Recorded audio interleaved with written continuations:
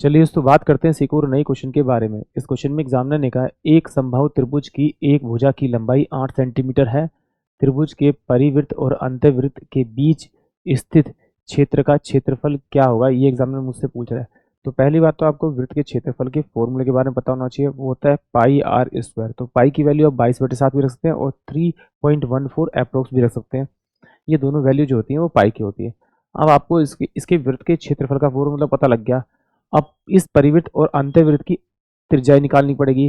तो अगर आपको समबाहु त्रिभुज दे रखा है तो समबाहु त्रिभुज की जो भुजा होगी उसको अगर आप 2/√3 या 2√3 से अगर डिवाइड करेंगे तो आपको उसे अंतःवृत्त की त्रिज्या मिल जाएगी, और सिर्फ √3 से डिवाइड करेंगे तो आपको परिवृत्त की त्रिज्या मिल जाएगी। अगर ये पता है तो क्वेश्चन तो आसानी सोल्व हो गया। तो इसका जो फॉर्मूला होगा वो पाई आर स्क्वायर, यानी कि सीधा मैं लिखता हूँ 22/7, और जो परिवृत्त होगा वो बड़ा होगा तो परिवृत्त की त्रिज्या निकालने का क्या है, जो त्रिभुज की साइड है उसको √3 से आप डिवाइड कर दीजिए और इसका स्क्वायर कर दीजिए।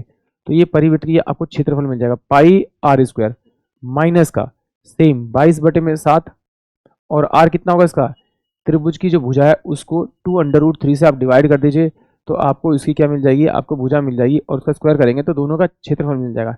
यहाँ से आपका 22/7 कॉमन आ रहा है, इनटू में यहाँ से आपका 64 बाय में आपका 3 कॉमन आ जाएगा।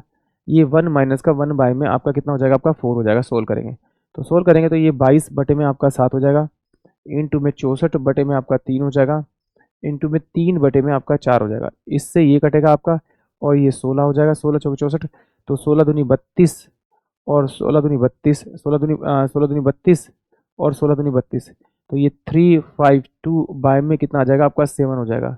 तो सोल्व करेंगे तो 7×5 = 35, 0 यानी कि 2 बाय में आपका 7 सेंटीमीटर स्क्वायर जो आएगा वो उसका एरिया आएगा। यानी कि ऑप्शन जो मेरे पास में आपका बी होगा वो इस क्वेश्चन के लिए करेक्ट होगा। आई होप आप सभी को क्वेश्चन समझ में आया होगा।